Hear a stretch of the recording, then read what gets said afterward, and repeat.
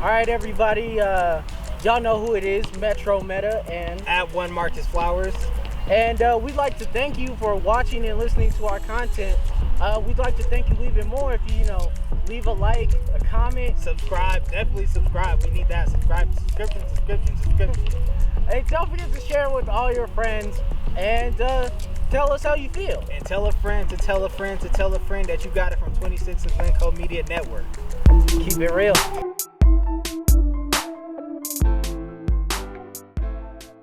Welcome back.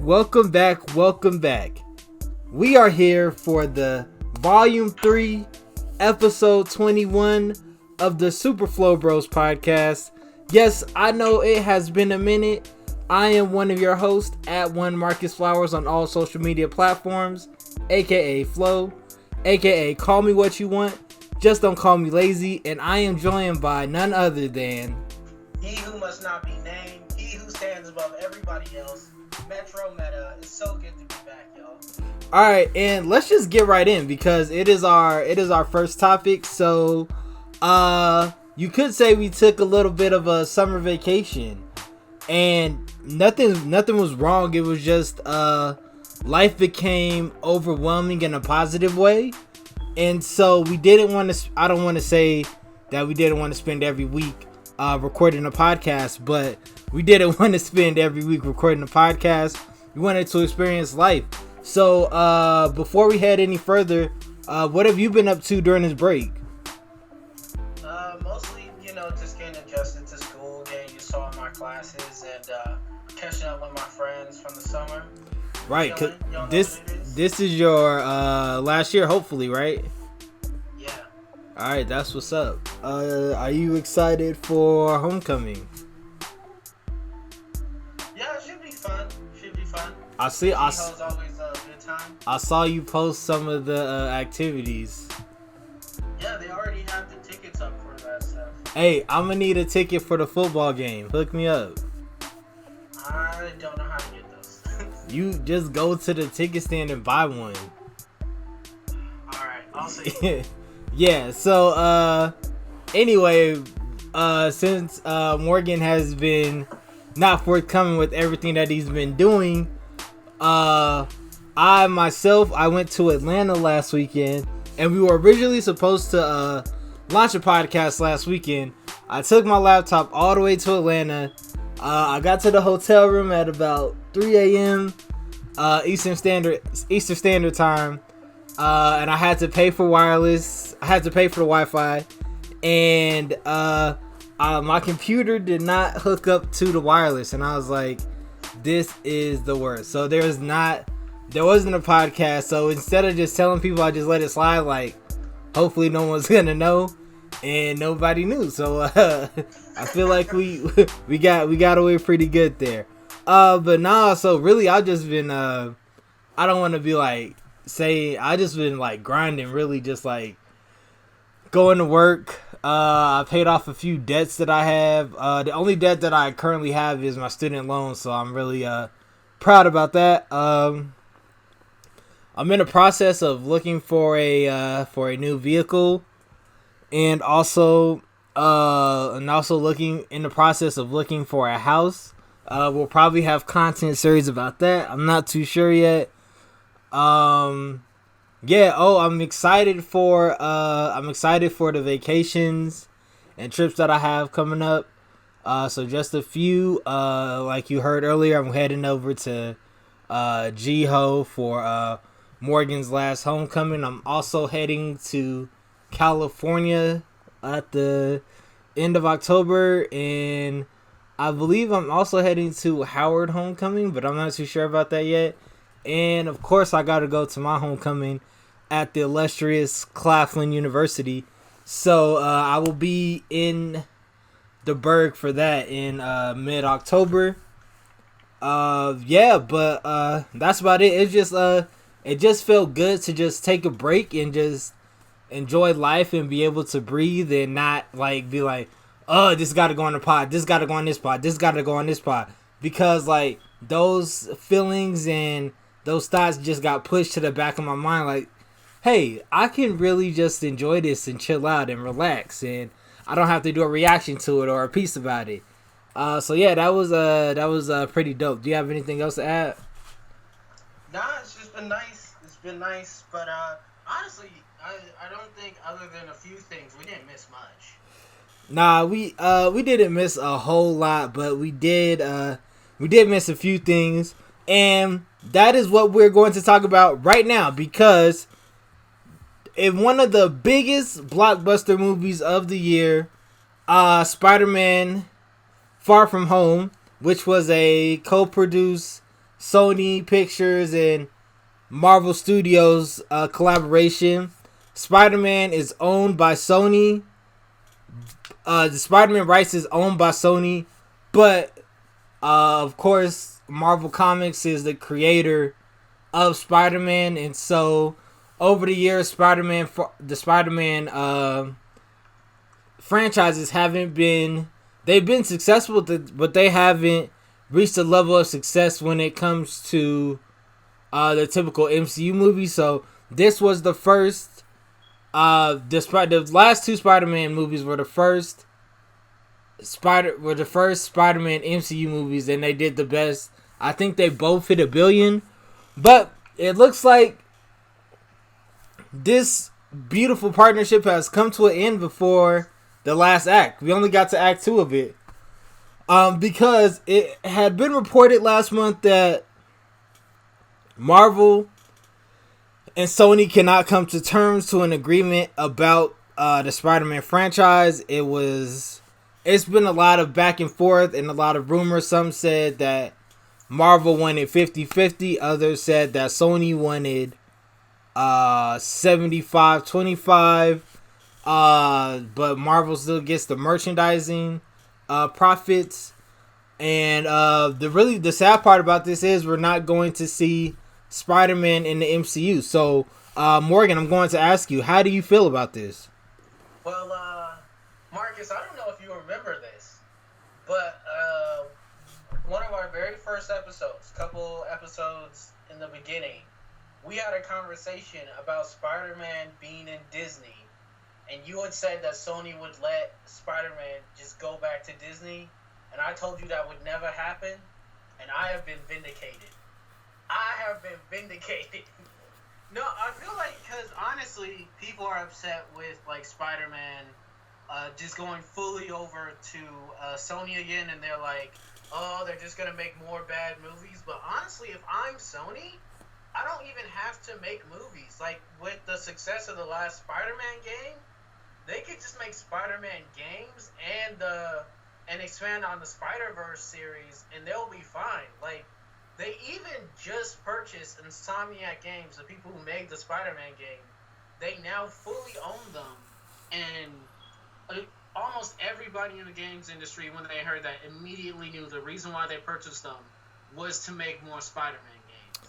Well, so, I will say that the Sony Gaming and Sony Pictures are two different entities under the same umbrella. And so that's why, like, Sony Gaming bought Insomniac, the Sony Gaming division, not Sony Pictures. Sony as a whole owns Spider-Man, so they all share that licensing. If they gave the licensing over to Disney, they wouldn't be able to make the games like that. No, if they gave the movie rights over to Disney, they still would be able to make the games because they have the rights to the games. I feel like if Disney had wanted back the Spider-Man rights, they would have wanted all the rights back. Well, Sony, there was a figure that came out that said Sony wanted $10 billion for Spider-Man, and of course Disney said no. They only paid $4 billion for Lucasfilms, but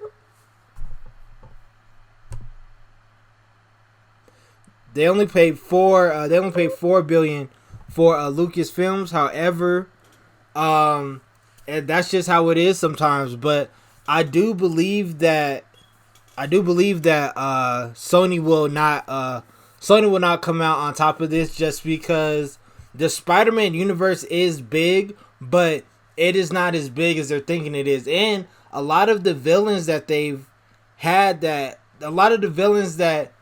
go to, Sony always goes to the same. Well, they go to the well-known villains. They don't really go to the villains that are like, oh wow, here's like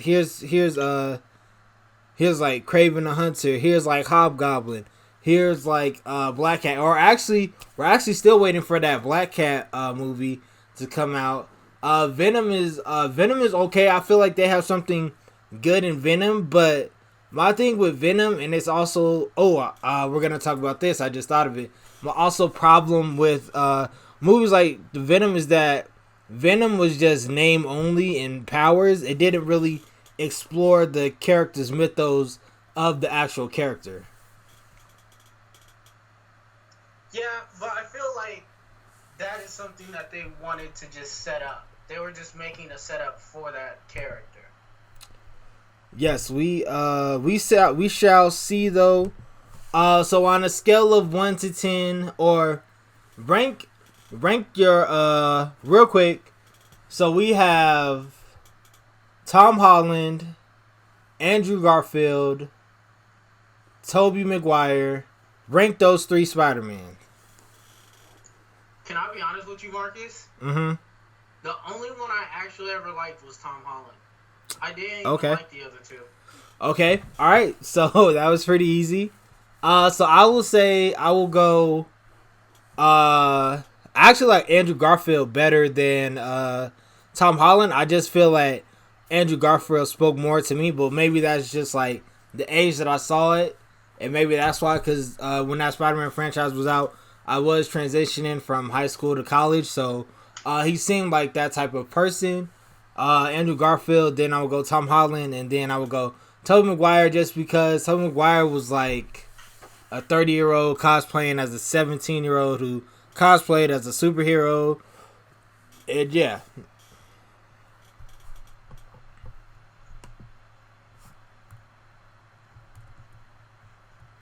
But next up, you brought this up. The Suicide Squad 2 cast has been released. How do you feel about this? James Gunn had put out this photo of all the names on there, and it's pretty star-studded. You have like Idris Elba, Pete Davidson, Jennifer Holland. They're bringing Margot Robbie back. They got just Nathan Fillion. Like, there's just so many good like actors on there. However, the thing that I found was interesting was in his message, he said, "Don't get too attached," which to me says that they're about to kill off a bunch of characters. To me, it seems like DC was like, you can do whatever you want, and you got all these actors, and by the end of the movie, half of them are going to be gone.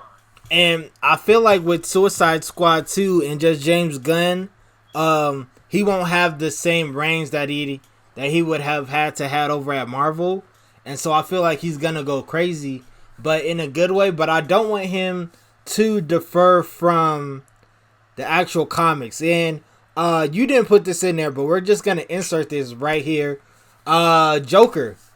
So there's been a lot of talk about the Joker and incels and just things like that, and how Joker basically is name only, and how it's going to inspire like mass shooters and stuff like that. I don't really care about like mass shooters because they happen every day. My whole thing about it is that they are not paying homage to the Joker. With nearly 50 years of comics to pull from, they basically said, nah, we are not going to respect the comic book origin. We're going to do our own thing, and we're going to produce it this way. And he's really only very similar origin. It's not the No, exact origin, it's similar to his origin. It's not. It's literally, if you've been reading the interviews and hearing the interviews that the director Todd Phillips has been saying, he even said that the Joaquin Phoenix didn't like to use the words Gotham, Thomas Wayne, or Batman. Well, he didn't use Batman, but Thomas Wayne or Gotham in it. So it's just like, how are you going to have a Joker film and your main character doesn't even like using the word Gotham or Thomas Wayne? And that's just a huge red flag for me. And just for myself, being an avid comic book reader, it kind of hurts, because you wouldn't do this to a novel. You wouldn't do this to a book. You wouldn't start the Harry Potter series at the Prisoner of Azkaban. You wouldn't do that. You wouldn't start the Lord of the Rings at the third book because, let's just run it how we want to run it. You would never do that too. to. They start the Lord of the Rings series at the end of the series and then go back and do the Hobbit. It was the Lord of the Rings series that they did. They did the first book of the Lord of the Rings series, and then they went back and did the Hobbit. Yeah, so they started in the middle. No, of the series. it's not, because the Lord of the Ring was its own series first, and they started there. And then the Hobbit was later. Nah, I feel like we don't know enough about Lord of the Rings to say that. I would say to the Joker movie, I think that they're trying to do more of the Oscar-based superhero film, similar to something like Logan. Yeah, and I feel like it will get an Oscar. Like, we will see it get an Oscar. Like, I wouldn't be surprised. I don't know if we're gonna see it get an Oscar. I think it'll at least get a nomination. Because Black Panther got an Oscar, and I feel like the acting in Joker will be better than the acting in Black Panther. Yeah, we'll have to see. Speaking of...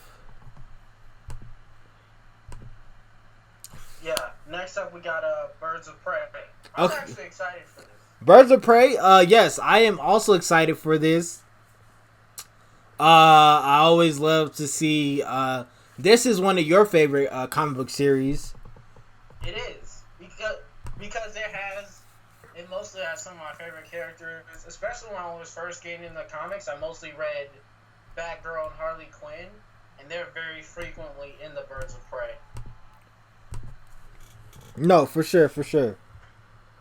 So, basically, a Birds of Prey comes out in February. But in DC's December solicitations, the company officially announced 3 new trade paperbacks. Each will collect a past run of comics specific to one of the Birds of Prey. So the Birds of Prey that they will have will be Black Canary, Harley Quinn, played by Margot Robbie, and Huntress.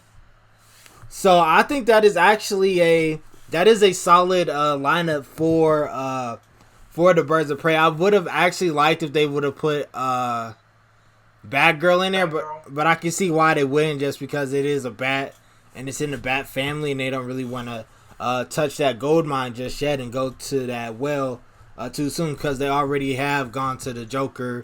Here's what I would say. I want a Bat family movie. So I actually would like a Bat family movie without Batman, because when you just from my perspective, when you're reading the Batman comics over the years, it's his family who strengthens him. So it would be like the Robin, it will be like the Jason Todds, it will be the Damians, it will be the Alfreds who really lift him up to be the best superhero he can be. But I would love to have a Bat family movie, with especially something like Batwoman. No. What was that one DC animated? I can't remember the name, but he was battling Talia al Ghul, and he was not Son of Batman. It is Son of Batman. Something like that. Where I would like a Bat family movie where, like, you take away Batman and they gotta hold it together.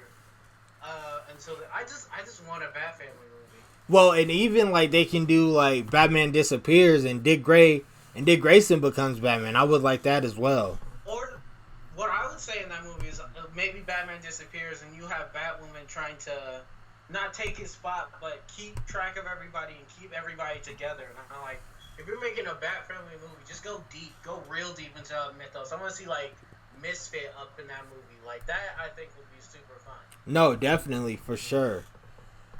Moving on. But yeah, next one. All right, so Ketchum. all right, this hits to my soul. I felt this in my spirit. So finally, he's been grinding. He's been hustling.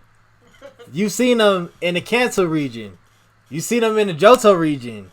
You've seen him in some other regions. But Kalos, after Sinnoh, 22 long, hard years. Ash, The 10-year-old. Ketchum. After 22 years, after 22 long years, Ash Ketchum, the 10-year-old, finally is a Pokemon master. He did it. Now people have turned out he did win. He won like Battle Planner or something like that. Okay, but that doesn't count. That doesn't count. But this was probably one of his. Super exciting. This was probably one of his weakest lineups, though.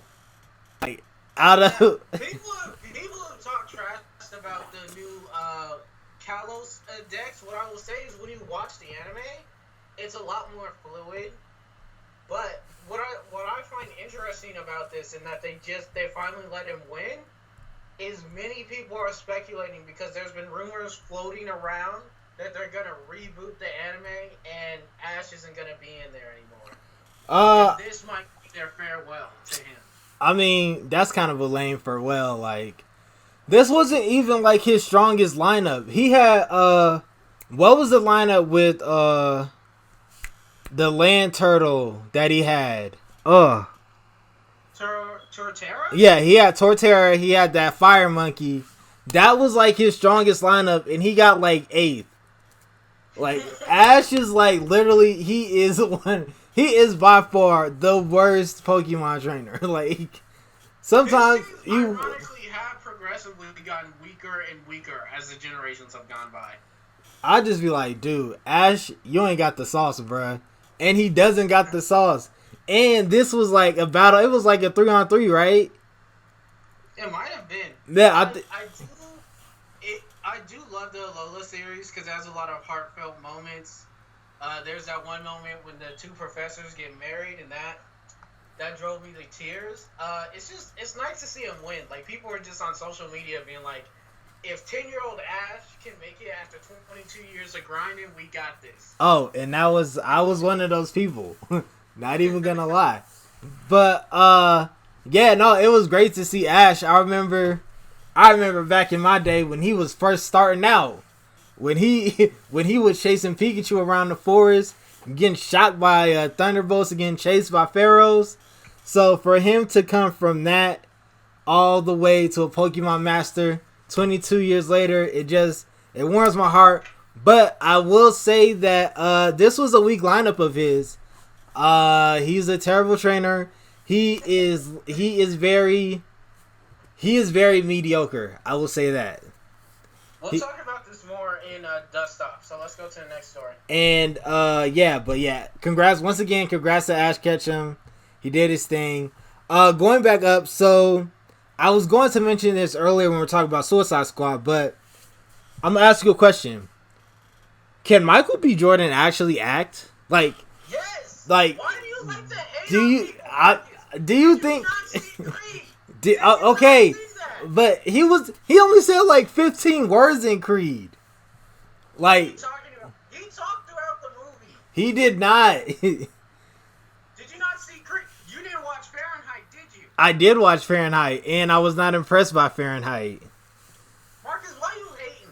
No, I'm not hating. I'm asking what? Okay, Michael B. Jordan is a good actor. I just feel like we can't put him on the same pedestal as we put like Denzel Washington and Jamie Foxx and other like and Idris Elba. Like, he's on that pedestal. He's still grinding. Morgan, he's been making movies for like the past 10 years, and his character's always the same. How old is he? Michael B. Jordan is.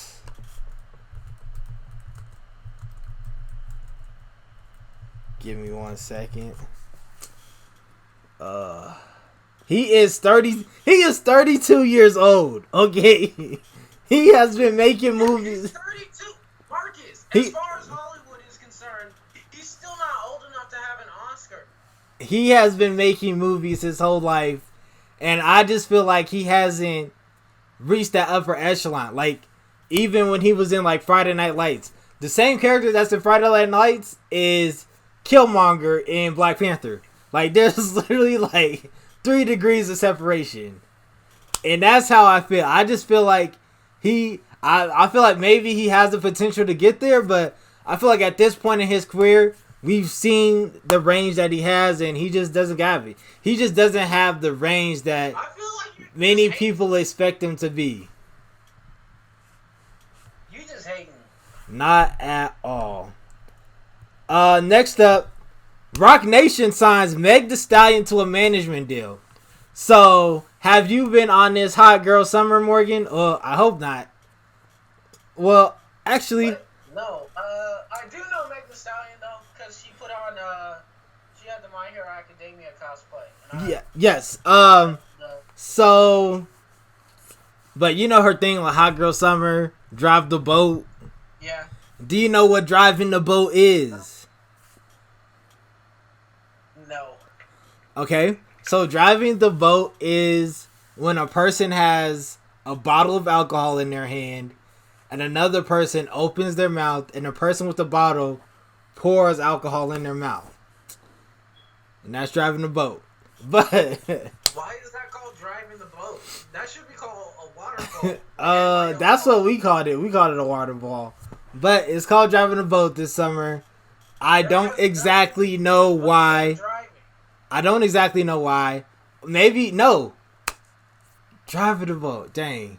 Actually, I gotta get back to you because I really want to know what that means now. But anyway, Meg Thee Stallion signs a management deal with Roc Nation. She joins. Label, right? Huh? That is the record of the Jigger Man himself. Yes. Jay-Z, that is Shaun Carter's management label. She joins alongside Big Sean, Meek Mill, I believe Cardi B. I could be, no, it's not Cardi B. Meek Mill, Big Sean, a whole lot of artists.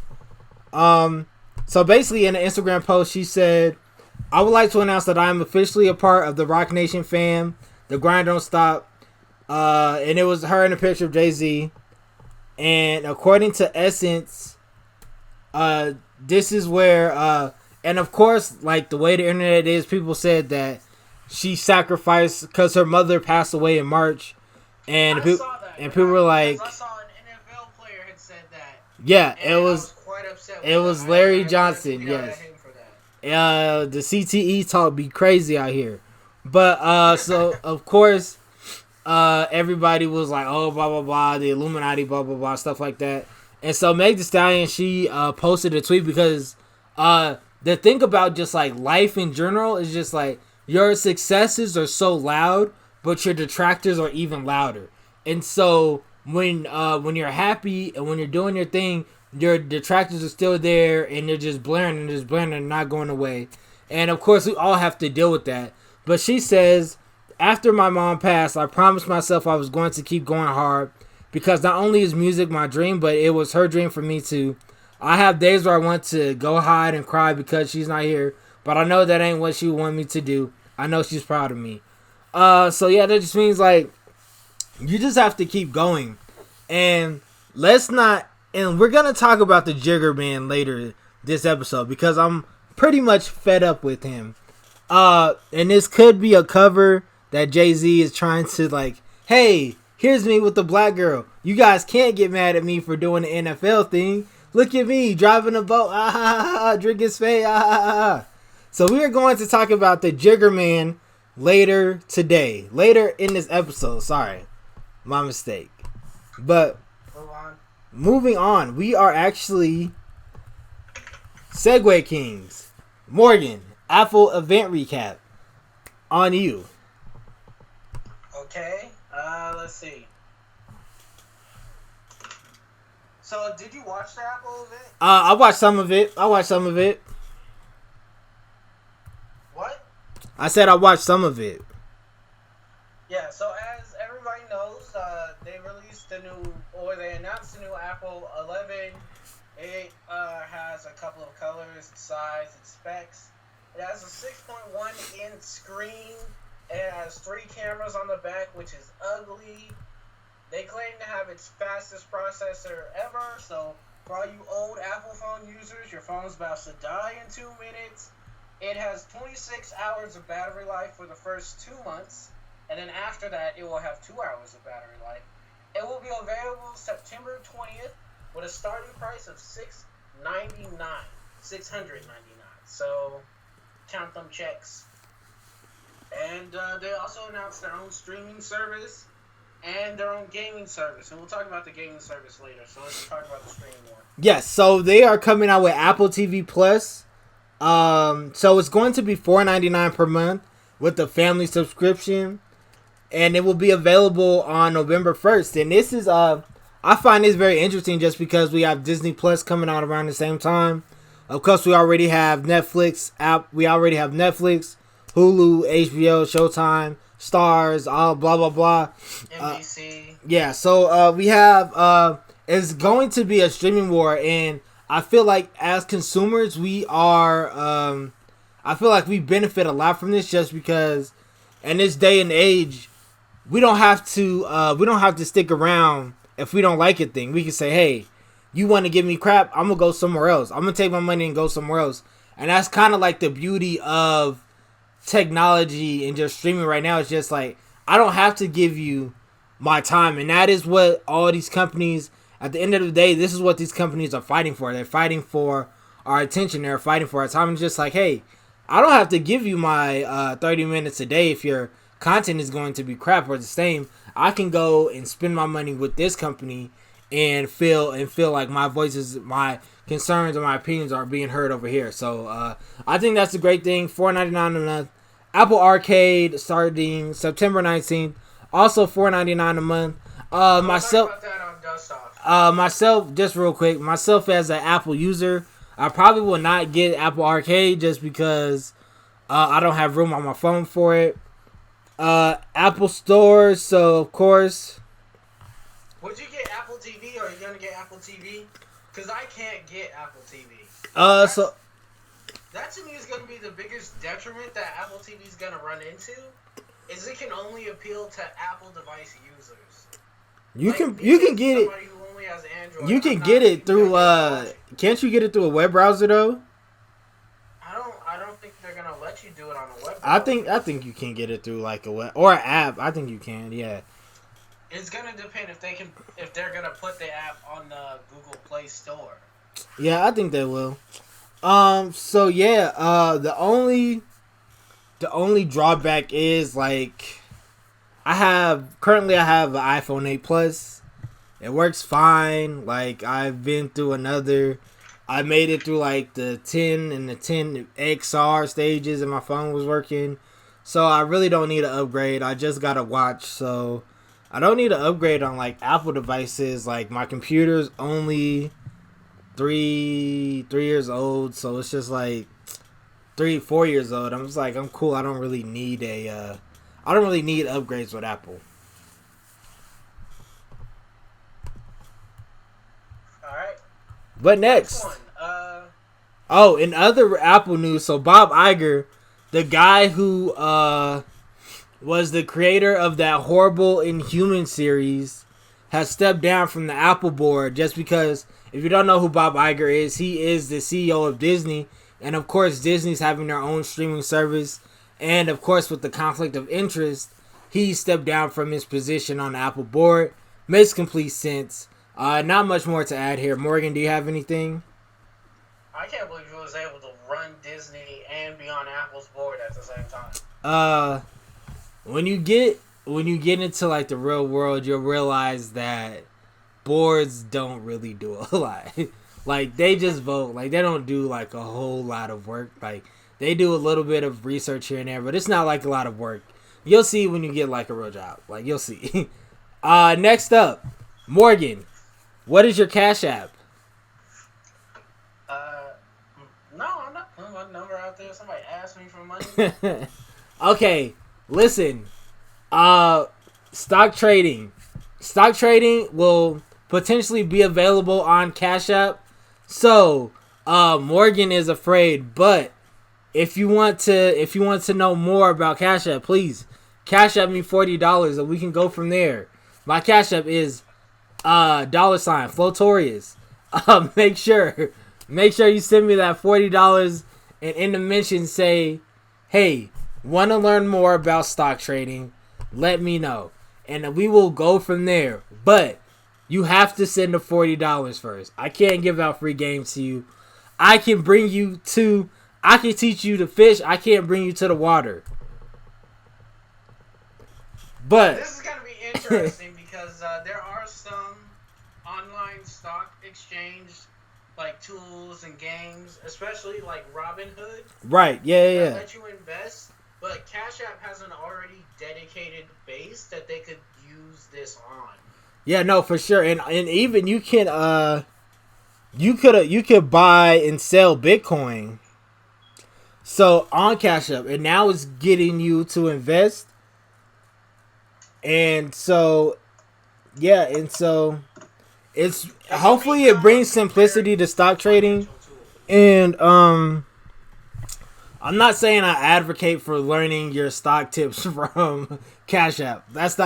That is not what I'm saying. But I will say that this is interesting, and hopefully people will take advantage of it and not just use Cashapp to send people money for pointless things that won't matter in 3 months or 3 weeks.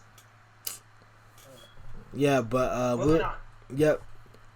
Last in the living room, Adobe Premiere will now be using AI. And so Morgan, I know you're not very familiar with this since you don't use Adobe Premiere. When it comes to Adobe Premiere and getting different types of frames from like Instagram stories, Instagram posts, YouTube, Twitter, Facebook, there's different types of dimensions. Now Adobe Premiere Pro will now have auto frame, which sounds freaking incredible to me. I love the idea just because it will now, once you put the auto, it will separate your content into like 4 different pieces so that it fits into like an Instagram story, or it fits into like a YouTube video or a Facebook video or a Twitter video. It launches later this year, and I'm super excited. I can't wait to use it. Yeah, it sounds like a good addition. Yeah, no, definitely. We are now in the kitchen. So Cook it up. So we're in the kitchen. Uber and Lyft will fight Californians to treat their workers like crap. Pretty self-explanatory. So right now there is a bill on the governor's desk, and the California bill is the antidote to Uber and Lyft's excuses. Exploitative. Yes. And so basically, I will have to change the link that I put in the description because it is behind a paywall, so bear with me, please. I apologize for that. It is California's Assembly Bill 5, and it is aimed at Uber and Lyft.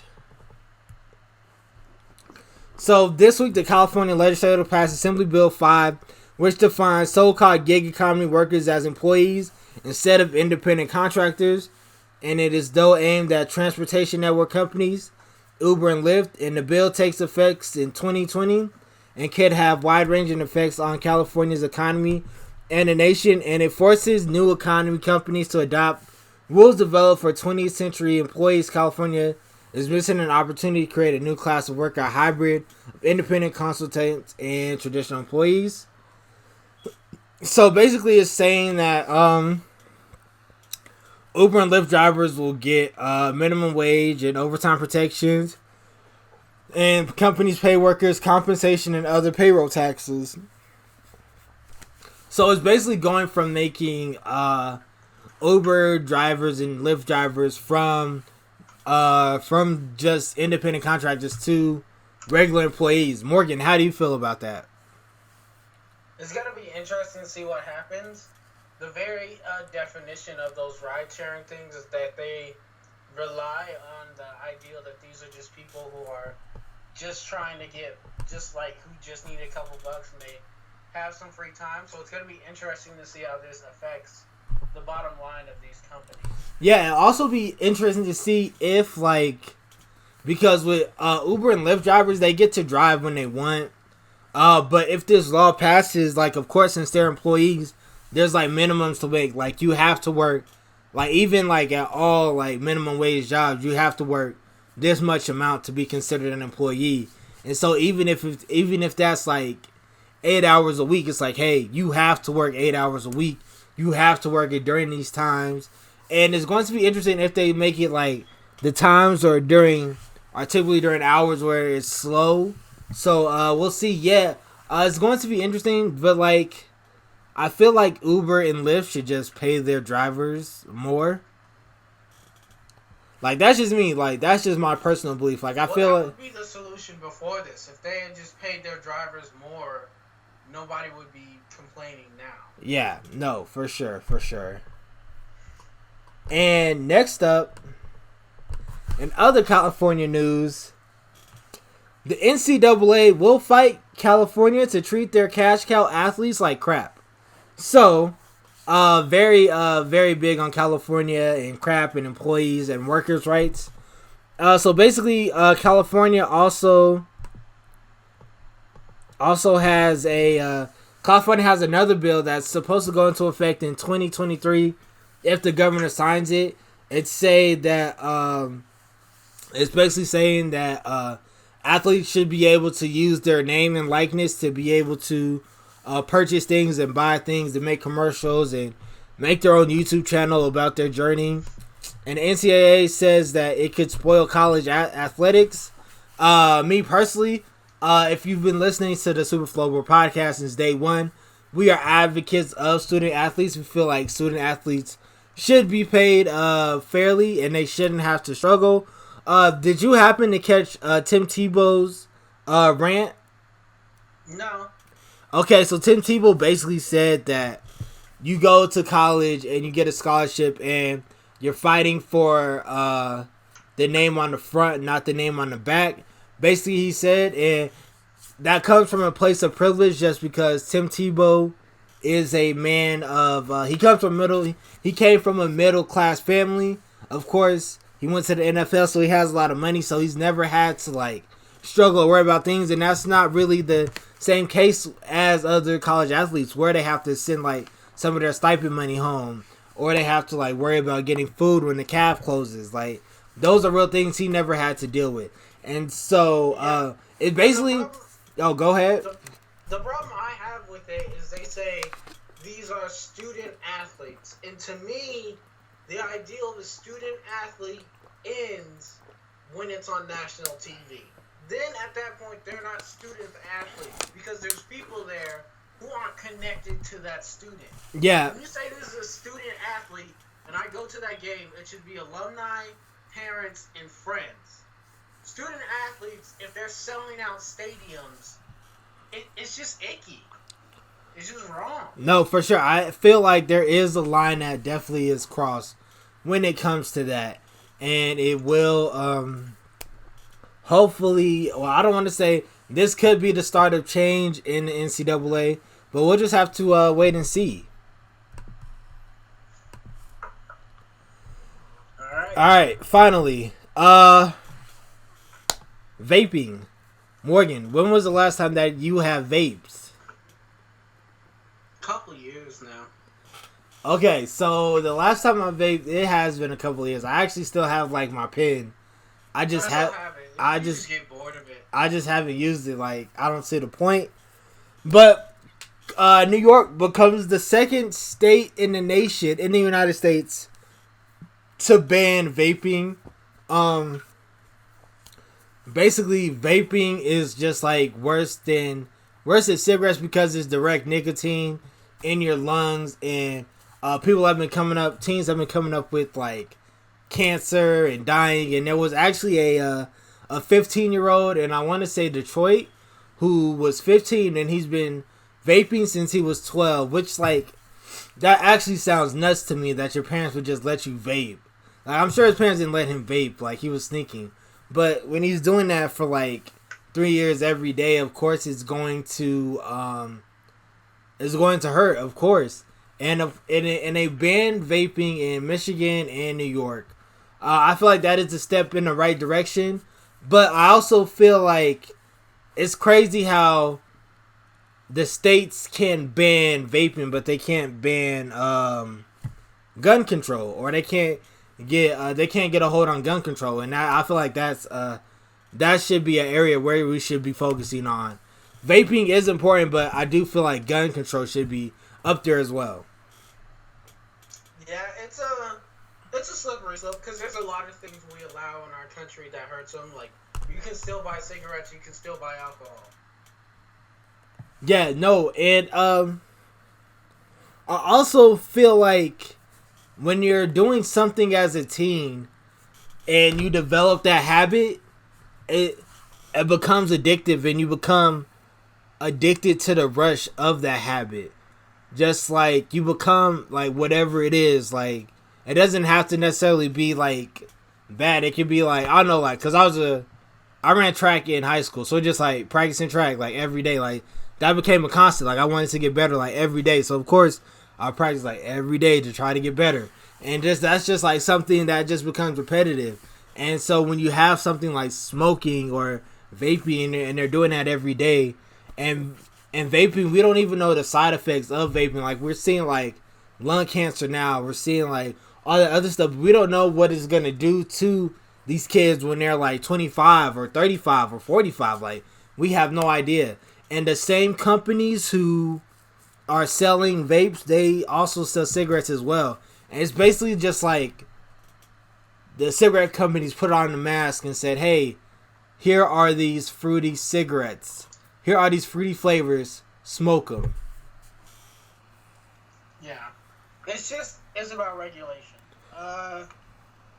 Next story. Mad depressing. Corporations have killed government. And I do agree with this.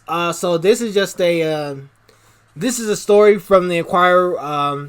The author talked about, did you see a few, I want to say 2 weeks ago, where all these like companies banded together to try to stop the government from, to start the government with the gun reform?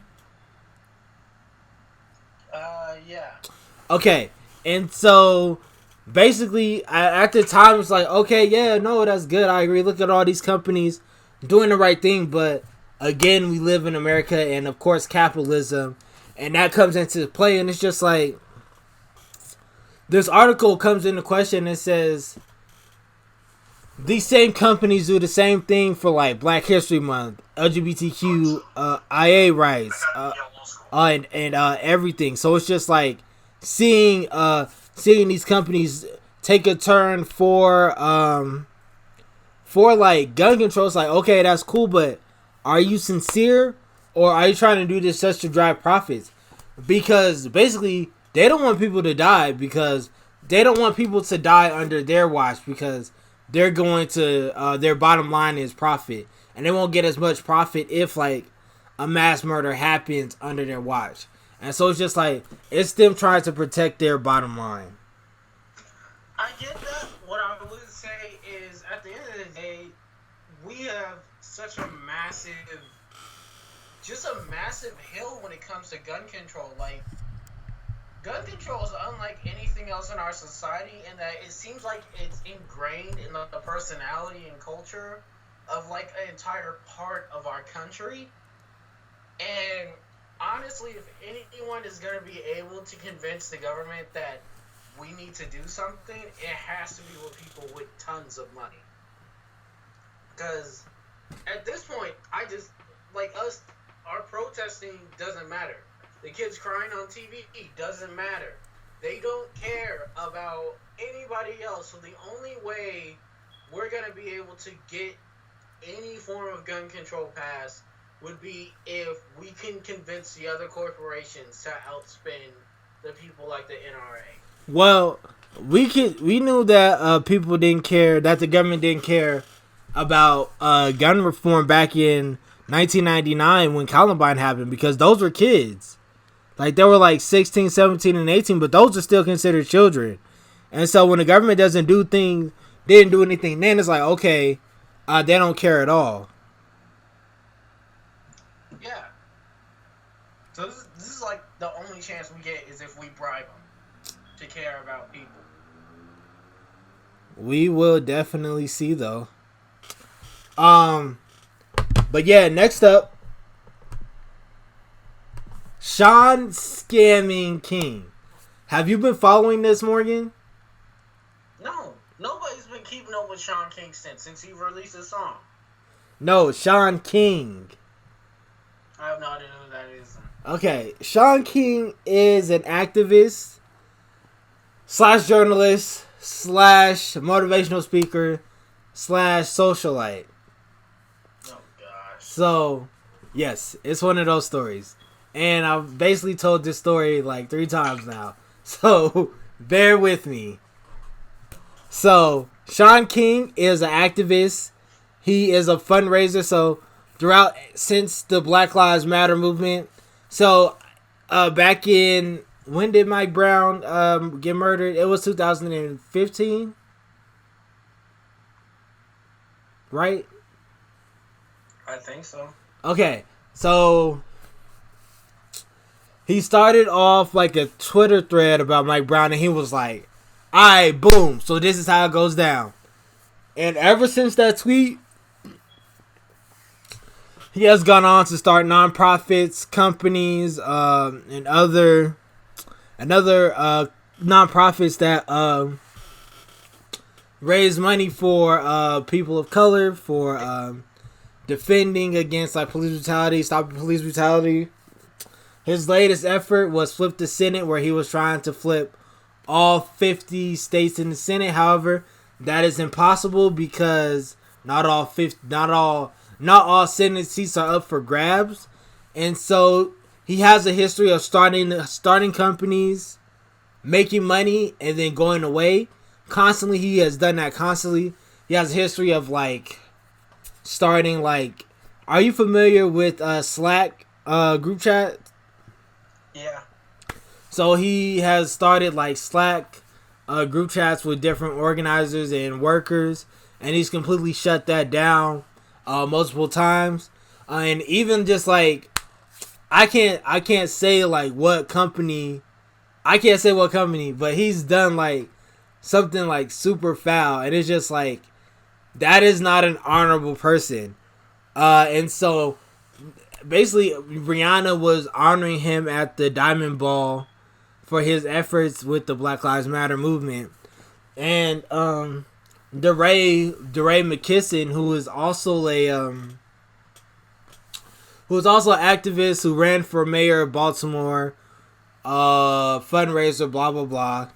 He released like a 10-page paper questioning Shaun King's movements and his talents and like everything, and calling into question basically his character, and basically like no. I want to make this clear. DeRay wasn't attacking his character; he was attacking his actions. And so basically, Shaun King responded with the 32-page paper attacking DeRay's character. And there's a huge difference between attacking somebody's actions and attacking somebody's character. Instead of addressing the actions, he attacked DeRay's character and tried to attack him personally, while DeRay was just saying, hey, he's done all of this. Where are the answers? And on top of that, Shaun King also responded by having his wife come on his own Twitter and say, for the next 48 hours, I'm in charge of my husband's Twitter feed. And it was her picture and everything. And it was a lot. But yeah, it just... it really sucks that this is happening to black people, because I feel like we are the losers in all of this. When we have two prominent figures who are trying to advance the culture of black people, spat with each other, I feel like that takes away from the overall goal of equality. But I do feel like scammers and people who are finessers, they do need to be called out. Definitely. So, moving on, you want to yell about Jay-Z like all the other black people? No, I don't want to yell about Jay-Z. Actually, I just want to say that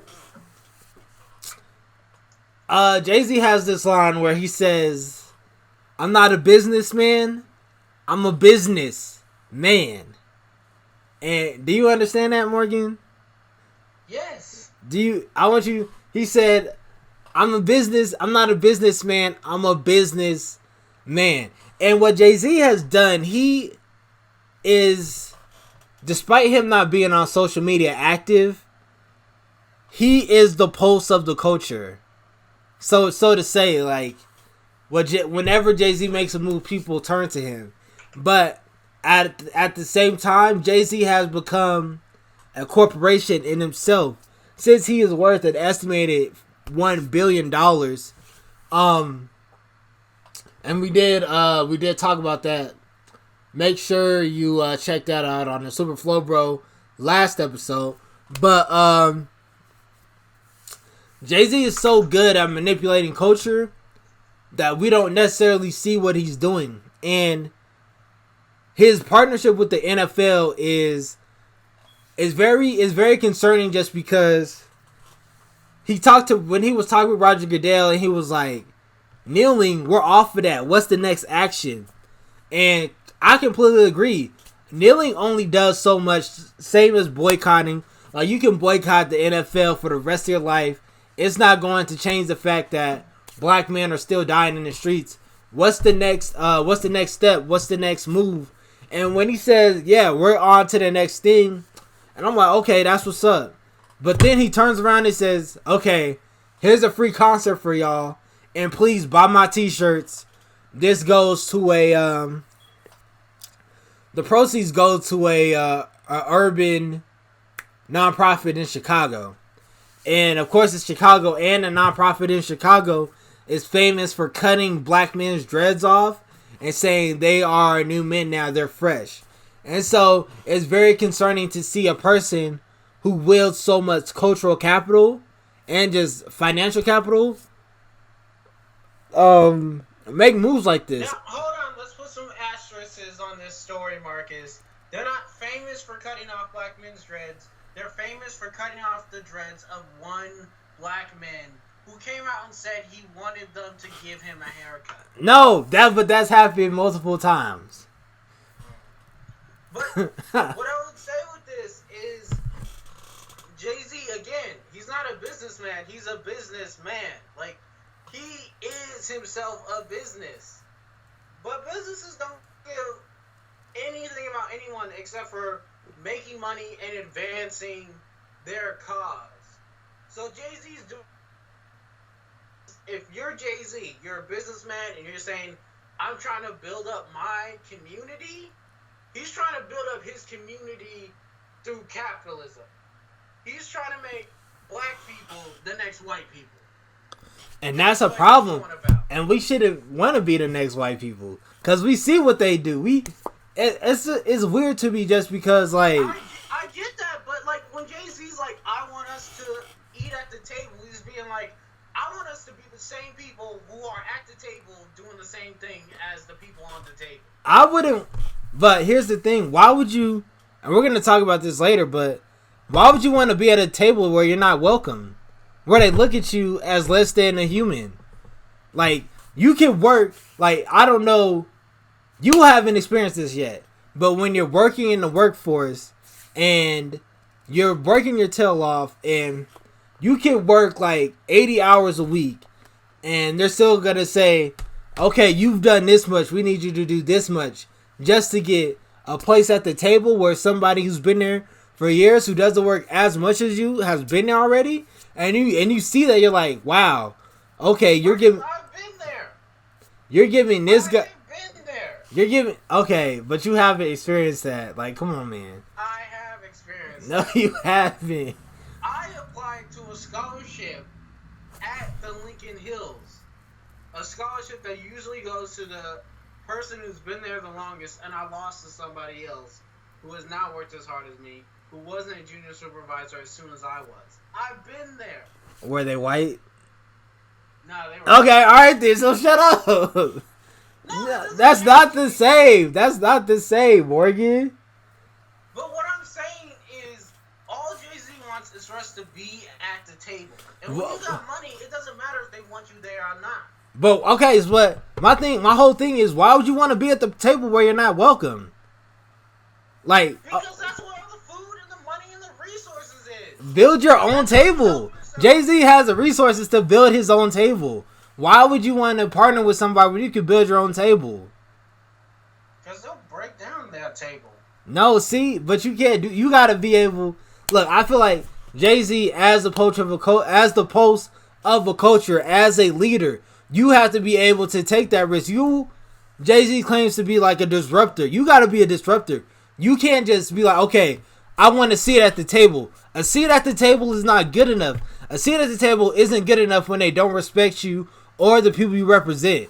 When the majority of the league is black and they get grossly underpaid, and it's like, okay, that's just what they expect, and they need to be grateful that they have a job here. That should not be an argument, right? That shouldn't be an issue right there. That should be, okay, I see my people struggling, not being paid their fair wage. This is me taking destiny into my own hands, disrupting and starting my own. What Jay-Z should do is, instead of partnering with the NFL, you make your own league. Yes, that is what I'm saying.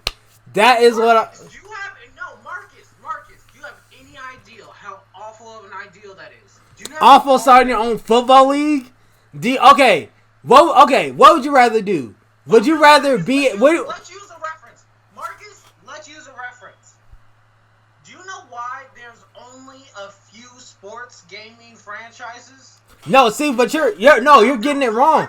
Because you're getting it wrong because you're not even... You're taking it into esports. We're not going there. We're talking about real football. This is how it goes. Jay-Z is worth $1 billion. Jay-Z can start his own football league. Let me explain. When people think about football, they think about the city they're in, and they say, that's my team. But if you were Jay-Z, you make your own black league, you gotta tell people, no, now this is also your team. And nobody wants to follow two teams. Yeah, Morgan, I'm saying, Jay, okay, but you're saying that you're grossly underselling how much Jay-Z is worth to culture. Like that, okay, this is what I'm saying. So Jay-Z, great gag. Let's say Jay-Z comes to Denver and he's like, yo, the new team, the Denver so-and-sos, y'all go rock with these people right here. These are your people. They're being treated fairly. They get the same facilities. And he gets players from the NFL to be under him, and they're paid fairly. And it's just like, okay, I'm going to rock with the people that are paid fairly than the people who are not paid fairly. Whose rights, okay. But okay. I'm going to give you an example that I know you didn't hear about this. So Kenny Stills, who was a wide receiver for the Dolphins, who's still kneeling over police brutality. So the reporters talked to him about the Jay-Z situation. Kenny Stills said what Jay-Z is doing is fake, blah, blah, blah. That shouldn't have happened. The next day of practice, they played Jay-Z straight for 8 songs, and then after that, they traded him to the Texans. So that shows that they do not care about their players. They don't respect them. Why would you want to be anywhere where you're not respected? I'm saying if Jay-Z really wanted to make change, he would make change. Because they're paying you millions of dollars. Okay, but this is what I'm saying. Okay, they're not paying Jay-Z millions of dollars. They're paying Jay-Z like. What I'm saying is, if Jay-Z was to replace the NFL, he's gonna have the same amount of backing as the NFL. But you're miscused because Jay-Z as a black man already knows how the world works. So Jay-Z should be like, okay, I see how corporations treat people of color. I do not want people of color to be treated that way. I'm going to treat them fairly. I'm going to pay them fairly. That should not be that hard. That is being a disruptor. What Jay-Z is doing right now, he is being a curator for white supremacy. That is what he is doing. That is not curation. That is not cultivating culture. That is basically continuing the status quo that athletes like Kaepernick are trying to fight. So that's just my thing. You can't fight it if you're on the outside. Oh, but you can't fight it on the inside. You can't. Okay, Jay-Z. We've been fighting from the inside from the beginning. No. Jay-Z has not been. You can't fight from the inside. How you gonna fight a person that pays you? I'm talking about the African American community who, for the past 100 years, have been fighting to get our stake in this country No, we've been on the outside. We're still on the outside. How did we get our children into the schools? We went to the Supreme Court and proved that we deserve to be there. And I'm glad you brought that up, because we're moving on from Jay-Z. We're going into Colorado State University, Wakanda forever. So 4 white students posted a Snapchat in blackface and said Wakanda forever, and the university was like, nah, we're not going to discipline them because it's freedom of speech, and they had a right to do that. And then one of the girls was like, yo, I didn't mean for it to go that far. I love black people. I'm just a blonde girl in jeans. And so my thing is, why are we fighting for inclusion in places where we're not welcomed? Like, that's where the power is. Okay, Morgan, you are a student at a HBCU. Is there not power there? So there's some power. So this is what you're telling me. You're telling me an education from Colorado State is more valuable than an education from your university? Is that what you're saying to me? The education that matters is the prestige. No. See, but you're acting like your school doesn't have prestige. This is the whole thing I'm trying to tackle, because we're both products of HBCUs. We were both from the black community, so it's just like we have the prestige, we have the work, we have the hard work, we have the accolades, and so it's just like when we go into the real world, it's like, yo, this is where I'm from. I put my university put me in the same rooms as people from Harvard, people from Yale. I'ma outwork them. I'ma outwork them. I'ma show you that I'm better than them, because that's how I was taught. And it's so in a place like an HBCU where it's a competitive nature, where you're like training to be your best. It's like, why would you want to go somewhere where you're not welcomed, where you have to deal with your classmates saying Wakanda forever in blackface? That doesn't even make sense to me. Because some people might not be as comfortable at an HBCU. Why? Okay, why would it? Okay, no, this is as a black person, why would you not be comfortable at a black school? There are many African Americans who do not identify with a lot of black culture. Okay, and that's a problem right there. Like we gotta hit this at the core. If you're black, you don't identify with black culture, that should be a red flag right there. But to them, it might not be. No, okay, and that's the whole thing. So, and that goes into like, oh, CSU is better than like a Morehouse or a Spelman or a Howard. It's just like, no, it's not better. They work harder. And that's the whole thing. It's being able to say, hey, I don't want to be at your table. I have my table that's welcoming for me, that they welcome me with open arms, that they help me and mold me to be a helpful member of society. I don't have to deal with racism over here. I'm dealing with competitiveness. I'm dealing with trying to be the best that I can be in my field. I'm not dealing with classmates who are doing blackface. I don't have to deal with counselors who don't like Native Americans. I don't have to deal with something like that. They uplift me over here. So if you have access to a place like that, why would you not want to go there? Because not everybody has access to that, Marcus.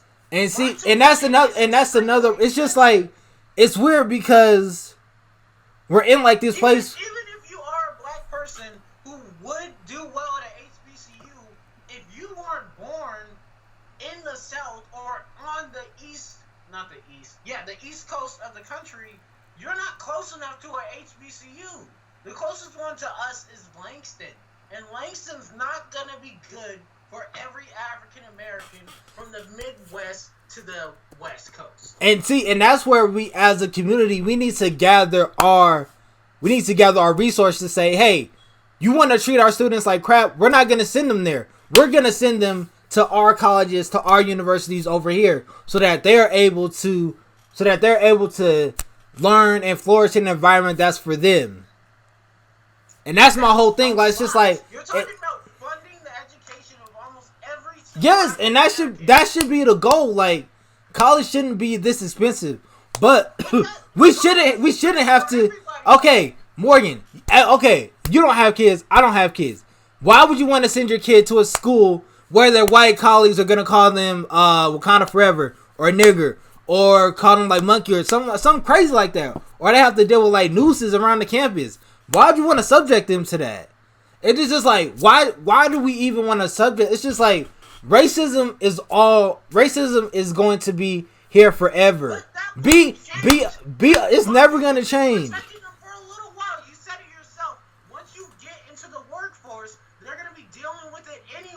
Okay, so for the 5 years, for the 4 or 5 years you're in undergrad, wow, be a majority.